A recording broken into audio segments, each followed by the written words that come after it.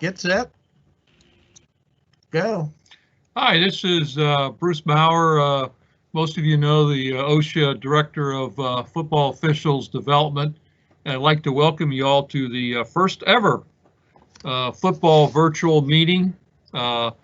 This is a meeting that will satisfy one of your 4 local meetings. So welcome aboard.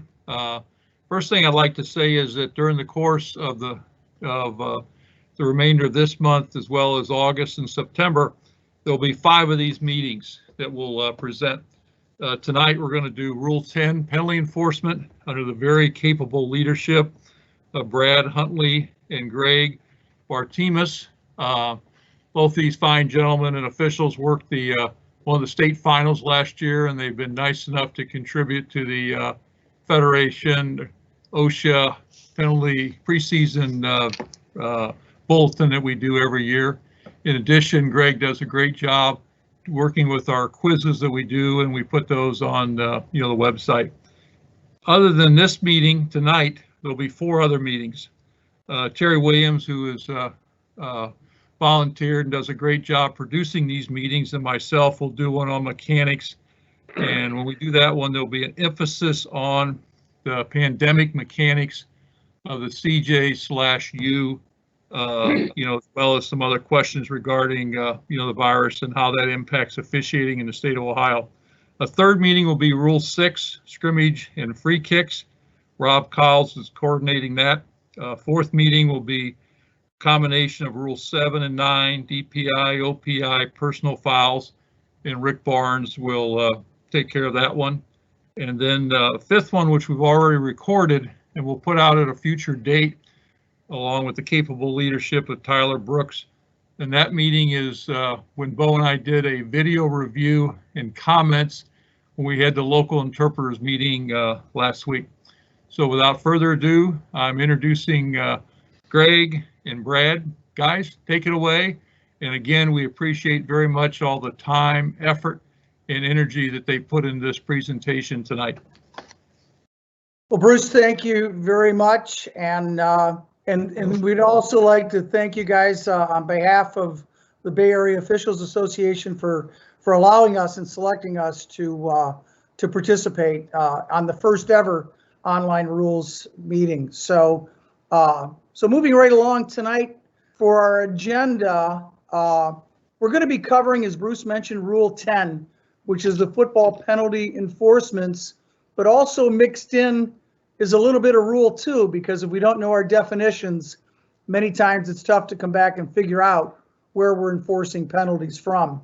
The other thing too I wanted to point out is we have quite a few videos in here in the presentation, and that the videos are for the purposes of showing where we're going to be enforcing penalties from. The goal of the video is not to look at it and see whether or not the penalty was correct or whether or not it was incorrect. It's all about the enforcement.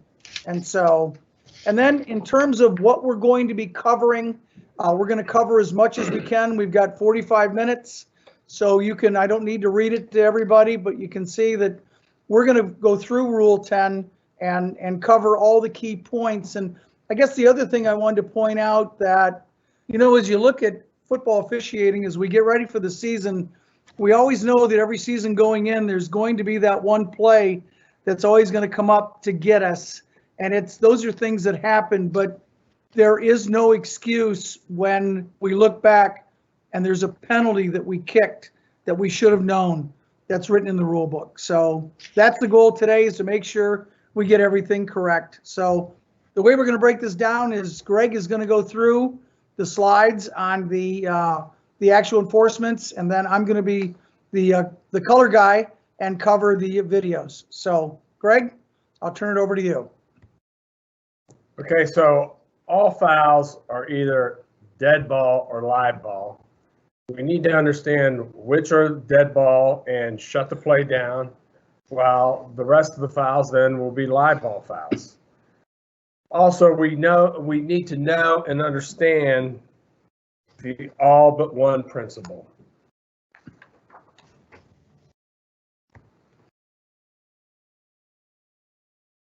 Every foul has a basic spot for penalty enforcement, but the who, what, where, and when may change that basic spot to a different enforcement spot.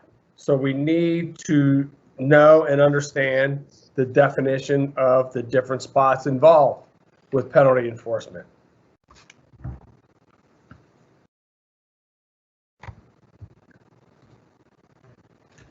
Okay, dead ball fouls. The key word there is prior to the snap.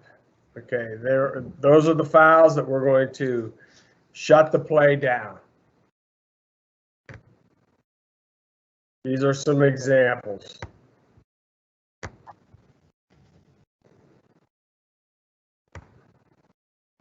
We're obviously not reading this to everybody because we don't want to insult anybody's reading capabilities. So what happens when you have a dead ball foul?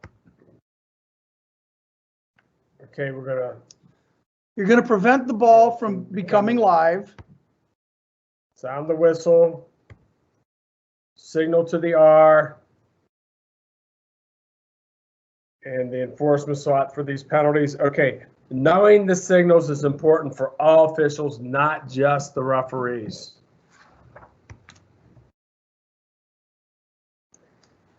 Okay, live ball fouls that are simultaneous with the snap. The key word there is simultaneous. Remember, with these fouls, if the play clock allows it, adjustments by the offense can be made to avoid these fouls. So, therefore, they don't become a foul until the ball is snapped. So it's simultaneous with the snap. So on this play that I've got on the screen right now, you can see the offense is lined up, and based on the new rule we had last year, there are 5 of the 8 players that are lined up in the backfield. You can see the wide out to the top of your screen, the running back next to the quarterback, a slot receiver, and then a wide receiver down at the bottom. So when we put this play in motion, the reason this is a live ball at the snap is because at any point in time, any one of those players in A could move up, and thus you'd only have 4 men in the backfield, 4 players in the backfield. Well, what happens is they snap the ball and the play goes off with 5 in the backfield. And Greg will talk about this a little bit more as we get into this, but you'll notice that the calling official who threw the flag stayed with the play. He continued to officiate. It was a live ball play. So we'll play it again. You can see, and I don't think my cursor, but see number 11's in motion. I think the top receiver was supposed to be on the line or the bottom receiver, but neither one was. And as a result, this became an illegal formation, which was a live ball. Don't shut it down, because at any point in time, any one of those players, I guess, other than really the quarterback, could have moved onto the line. Now this play is an example of a live ball illegal motion. Now if you watch, the slot receiver at the bottom of your screen goes in motion. And he goes in motion and he turns up too soon. And by rule, he cannot head towards his opponent's goal line, which he did. The calling official correctly threw his flag and continued to officiate the play. And so we'll watch this one again. Player goes in motion, and he just turns up a little too soon, which then constituted a live ball play. Live ball foul. Thanks, Greg. Greg's helping me out here. Now in this play, what we had, and I'm actually going to take this one back and play it again. If you look at the very top of your screen, a player comes on the field just as the ball becomes live, an A player. He came on, didn't really participate in the play, but now this play constituted an illegal formation, because what the player did was he came on, but he did not come inside the 9-yard hash marks. And as a result, It created an illegal formation, which was a live ball. And the reason it's a live ball is at any point in time, he could have come in, checked in correctly, got on the line of scrimmage, and then the ball be snapped. So you wouldn't throw that flag until the ball became live. We'll play it through again. And it looks as though these guys got it right, which is good. So remember, on a live ball foul, throw your flag, but most importantly, continue to officiate. Yes, the key phrase there is keep officiating. And with that in mind, that's why we carry 2 flags. And don't sound your whistle, because then you bail somebody out. So we move on to a live ball.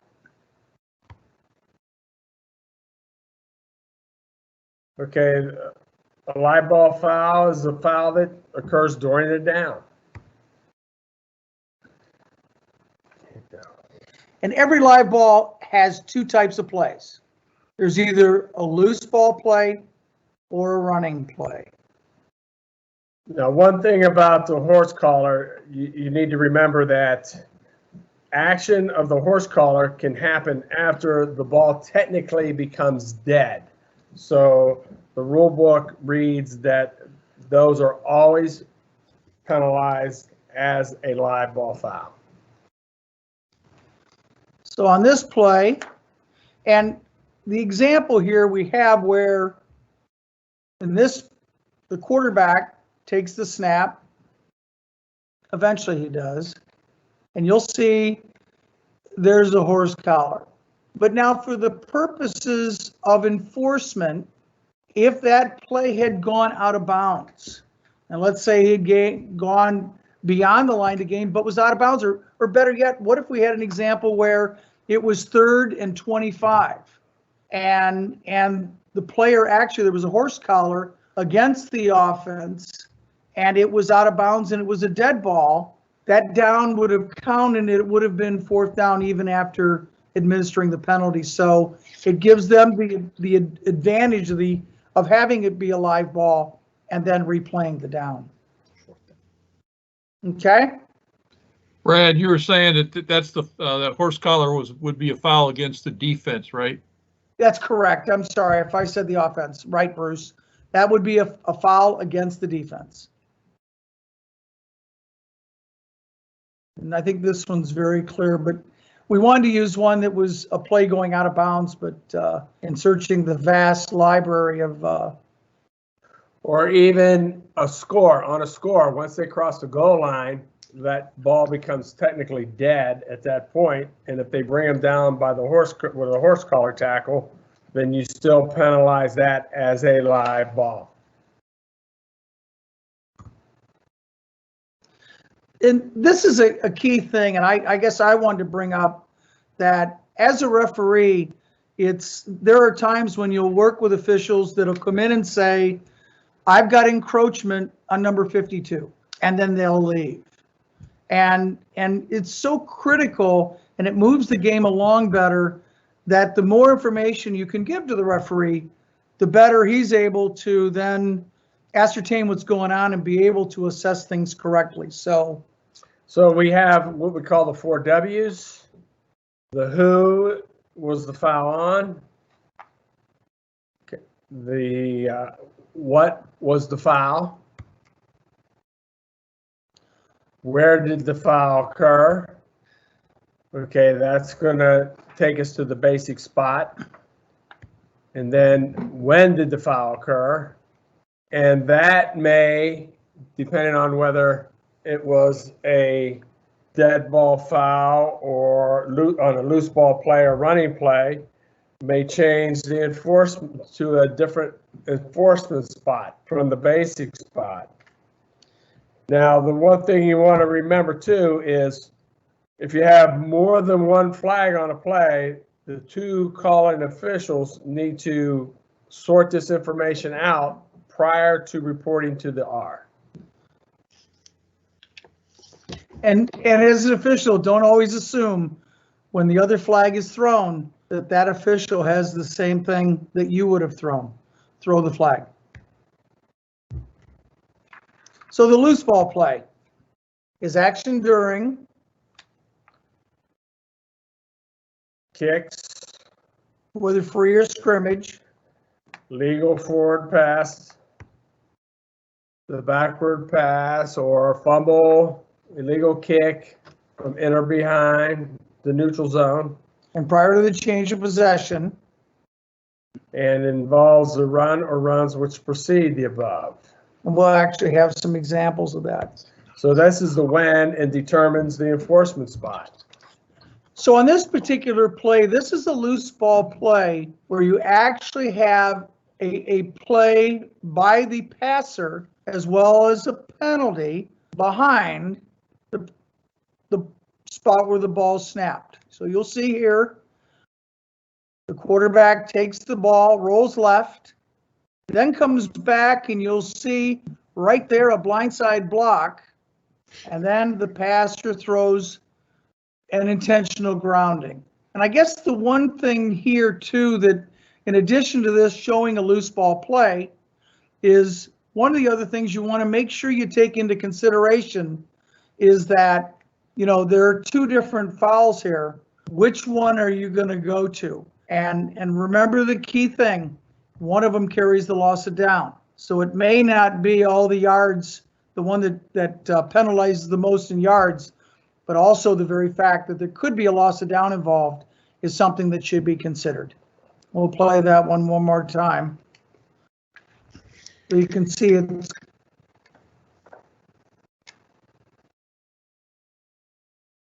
So we have the scrambling, blindside block, and then the passer just gets rid of the ball. And I think we had a flag on this one for sure for the blindside block.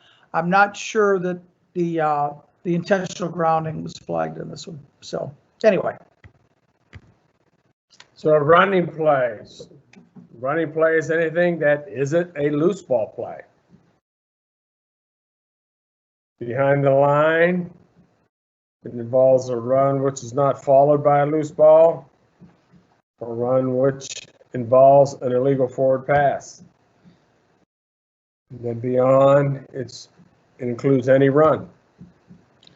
So in this example, again, what we have here is a running play where the quarterback takes the snap, hands the ball off, the running back changes direction, and then there's a block below the waist. So, I mean, typically your basic spot's your previous spot, but in this case, and Bruce will cover the all but one, but now we're going to be assessing this penalty at the spot of the foul, which is during a running play. Okay, we'll run that one again.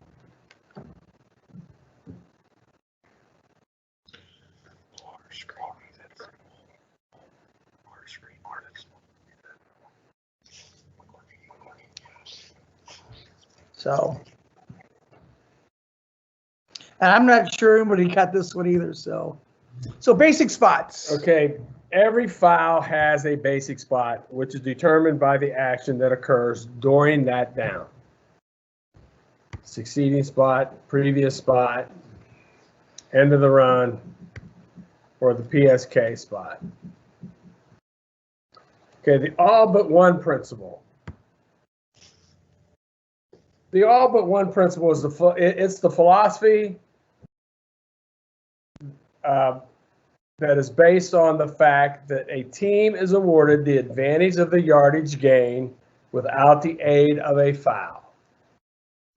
Okay, so if this chart shows us if the defense fouls behind the basic spot, you penalize from the basic spot. If the defense fouls beyond the basic spot, you still penalize at the basic spot. If the offense fouls beyond the basic spot, you penalize from the basic spot.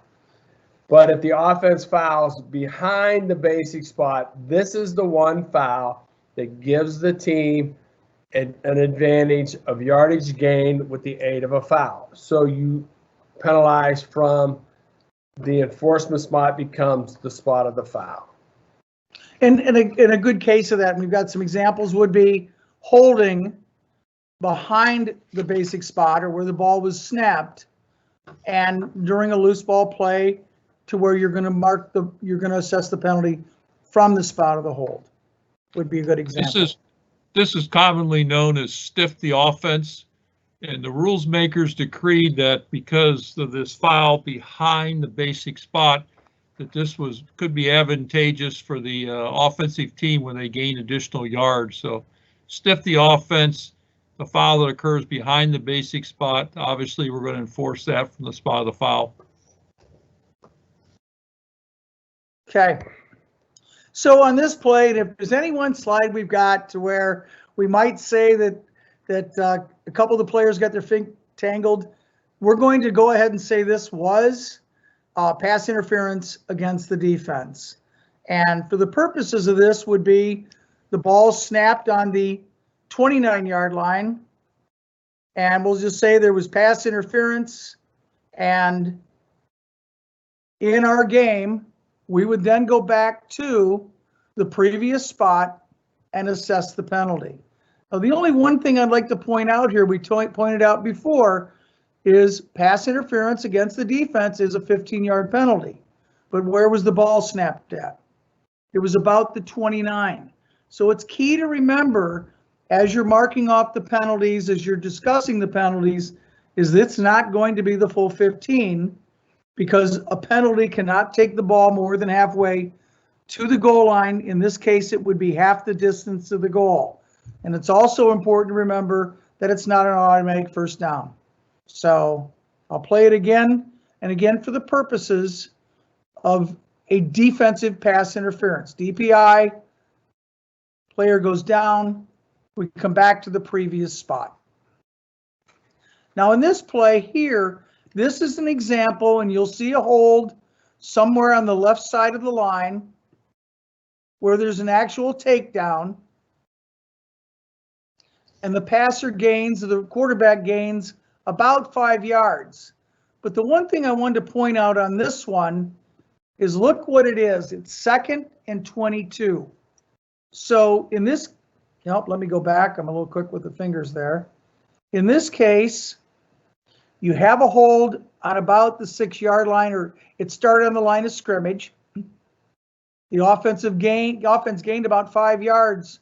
So would they want to accept the penalty and go from the 6 back half the distance of the goal? Or do you think in this case they might decline the penalty and make it 3rd and 17 instead? But for the purposes of a hold on a running play, the hold happened behind the end of the run, and that's where the penalty would be assessed from.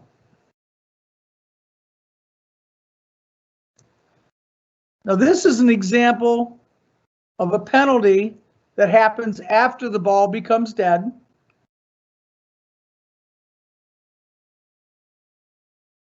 And this is where we're going to add it on to the end of the run. There's a penalty, personal foul against the defense on this play.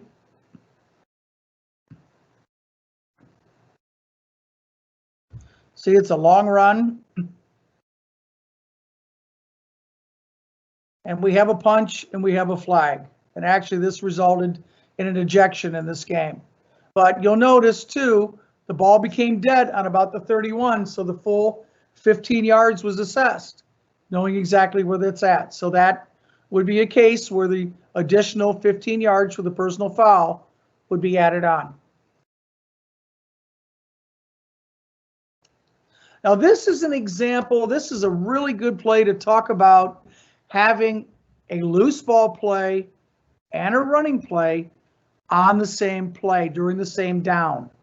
So what we have on this one is the loose ball play is to where the passer throws the ball and it's completed. Now we have a running play and we have a blindside block at the 20. And so remember, on a loose ball play, it's the run or runs which precede the pass. In this case, the run happened after the pass. So we can see the receiver caught the ball, and now we have a blindside block. So that penalty is going to be assessed. It looks to be about the 20-yard line. So the offense gets the benefit of at least gaining the yardage, but not after the foul. The assessment would then be from that spot of the foul.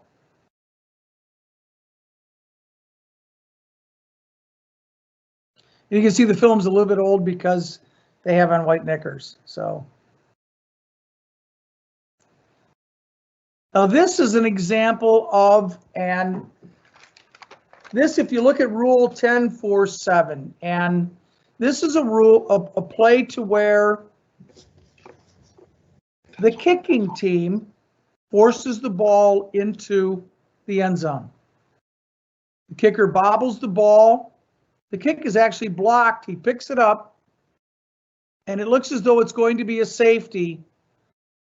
But then there's a face mask penalty against the receiving team. So anytime the basic spot would be the goal line for fouls where the foul's committed during a running play by the opponent of the team in possession, when the team in possession is responsible for forcing the ball across its own goal line. And that's the way the rule states. Very simply, the kicking team forced the ball in the end zone. But because the foul happened in the end zone and it was against the receiving team, we can't assess the penalty from 3 yards deep in the end zone. So in this case, we're going to go to the goal line for the purposes of assessing the penalty. It would then be 15 yards from that spot. Now let's just say for just argument's sakes that it had been the offense which forced the ball into the end zone and the defense intercepted the ball, and then there was a face mask by the offense on a defensive player. Now, because the defense didn't force the ball there, the offense did. The enforcement spot now would be the 20 because it's a touchback. And I hope I haven't made that too complicated, but that's why it's very important to read Rule 10 and know when the goal line would be your enforcement spot and the 20 would be your enforcement spot. Bruce, you have anything you want to add to that? Nope. Okay. Okay, special enforcements. Now, these are penalties that carry multiple options. That's basically why they're special. Okay, like free kick out of bounds. They have a few options they can choose from. Kick catch interference, you have 3 options you can choose from there. Unfair acts, it states the referee can actually assess anything that he feels is fair. Fouls by the opponent of the scoring team. Okay, you have during a successful try, during a successful field goal, and during a touchdown. Okay, now, the one thing you need to worry about on these 3 situations, the first 2, they tell you that one of the options is either the result of the play or the succeeding spot, or penalized on the succeeding spot, or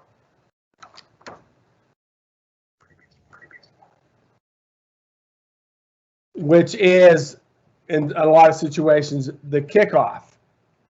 Okay, now the last one says on this subsequent kickoff. It doesn't state after a touchdown succeeding spot, because you can pass over the try and then go to the kickoff. So therefore, there is no subsequent kickoff in overtime period. So that foul cannot carry over into an overtime, where a foul on a try or a foul on a field goal can carry over to the overtime period. And it's because there's no kickoff in overtime. So we start in the 20 and that's where we go from. Right, so you have to remember that. Okay, roughing the passer, you have another option on a completed pass. That's what makes that special. And fouls by K during a free or scrimmage kick. Last year, they put in the change that we can penalize that from the succeeding spot.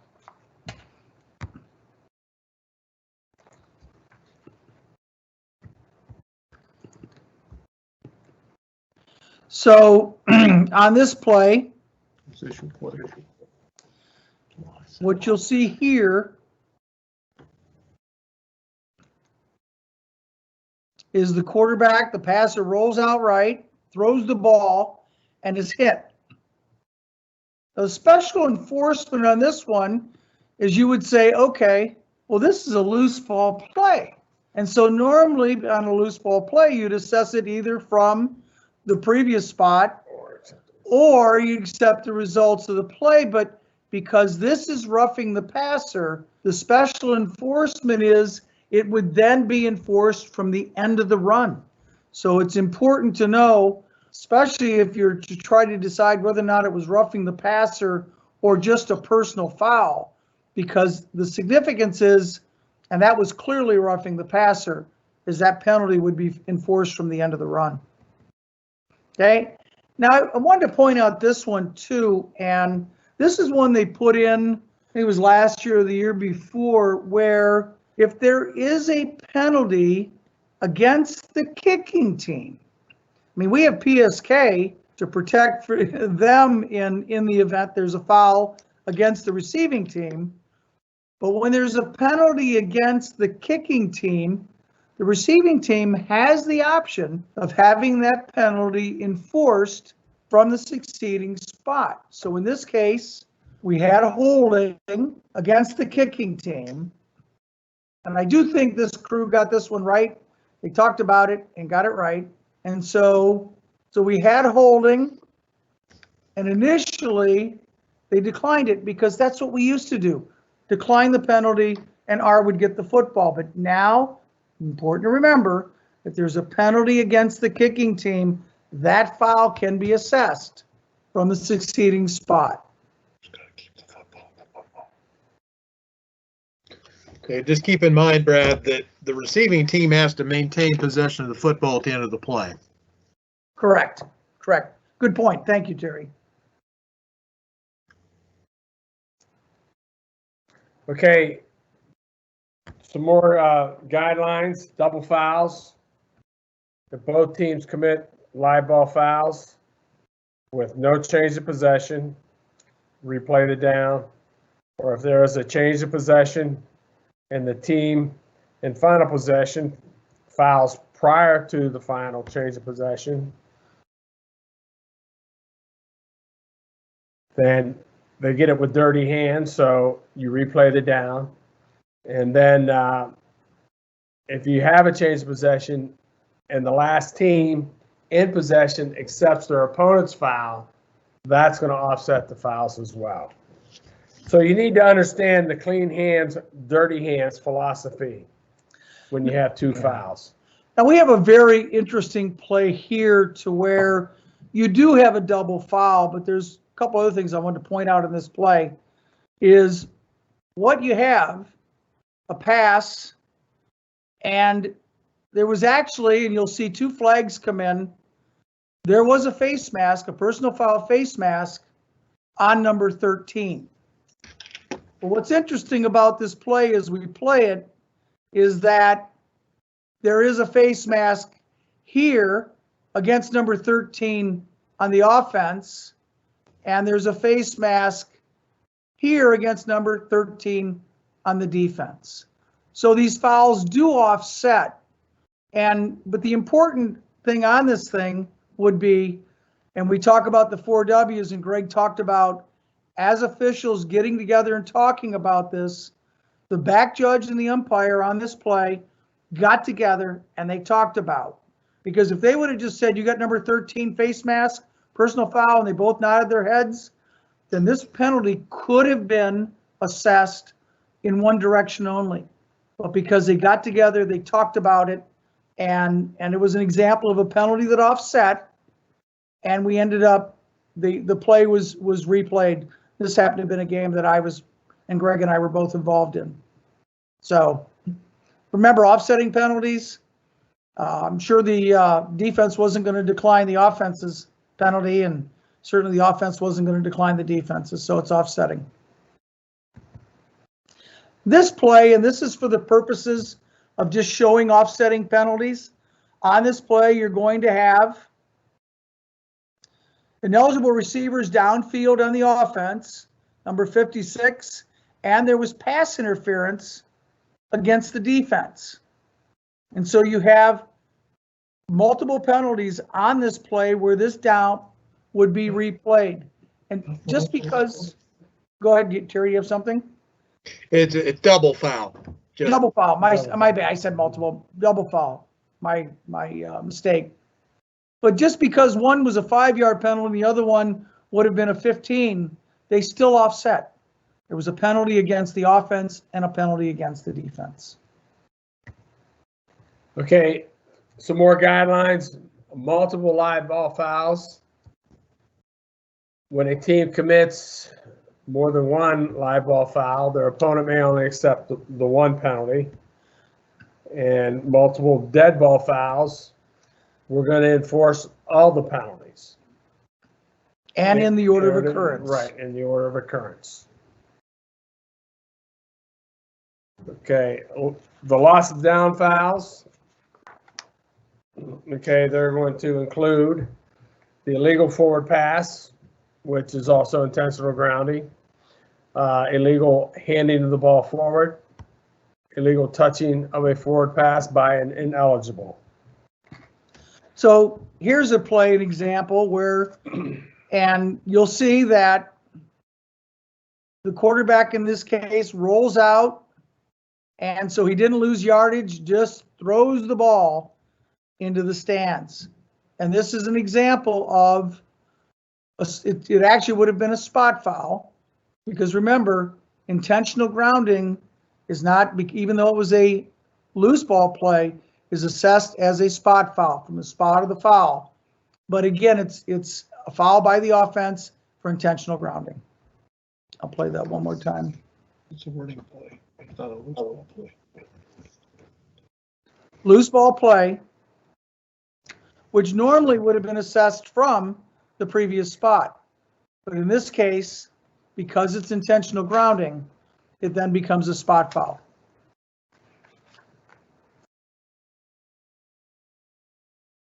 No, that's not a loose ball play. Hey, Greg, Yeah. Brad, illegal forward passes are treated as a running play, therefore you're the spot foul. Yes, my mistake. My mistake. It's got to be a legal forward pass. Illegal, right, correct. My mistake on that. Okay, the fouls that are automatic first downs are roughing the passer, roughing the kicker or holder, and roughing the snapper. So here's another example of a play where we have a roughing the passer play.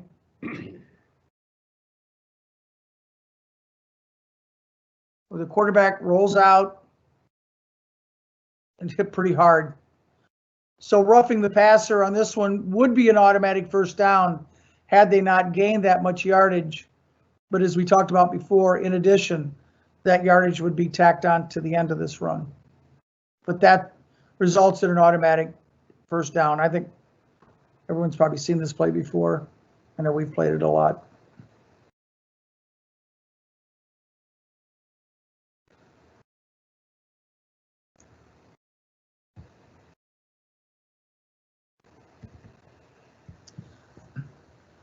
Okay, establishing the line to gain. Basically, the chains are set after penalty enforcement unless the flag is after the ready. And now in our situation where we have the new 40-second play clock, we need to understand what the definition of ready is in that situation. So if we have a flag and we have to determine, was that before they're ready or after they're ready? Because in that situation, we're not going to have a ready for play whistle. Okay. So we no longer have that 1st and 25 situation. You're going to penalize, set the chains, 1st and 10 from that spot. Yeah. Now this is a play that's an example, and what I wanted to use this play as example was on a running play to where you have a penalty that could have impacted the chains. Now you'll notice on this play, it's 2nd down and about 9. And so the runner gains some pretty significant yards and then hurdles the defender at the 30-yard line. So what's significant about this in establishing, and I'll play it one more time, would be before you can announce the next down, you would first have to establish where will the chains, what would happen on this play.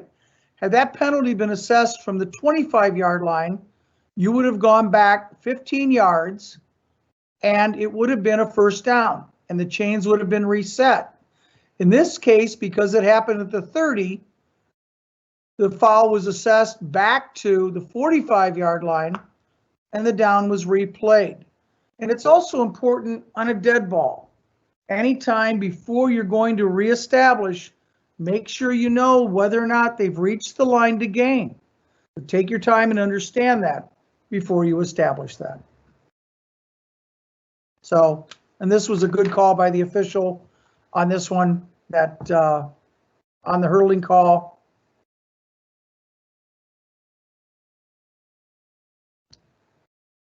And in the correct spot. Okay, our last item. Post-scrimmage kick fouls. Okay, 5 things must occur and all 5 must be met in order for it to be a PSK foul. Okay.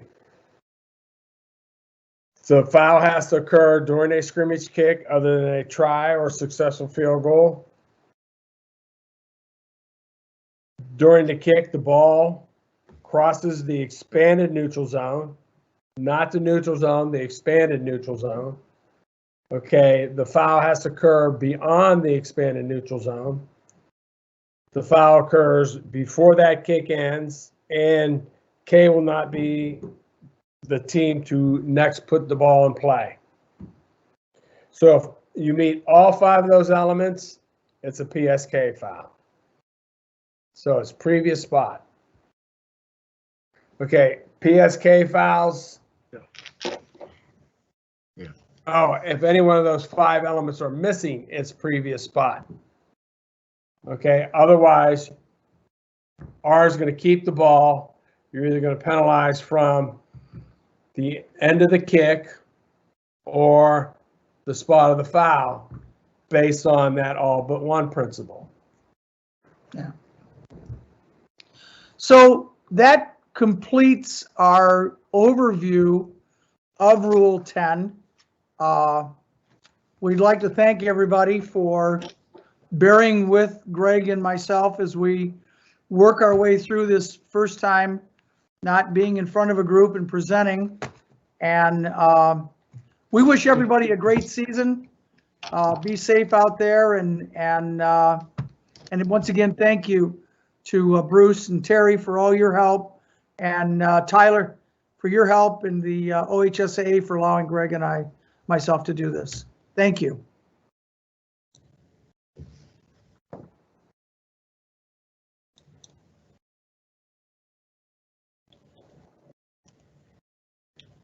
So do we go back to the screens?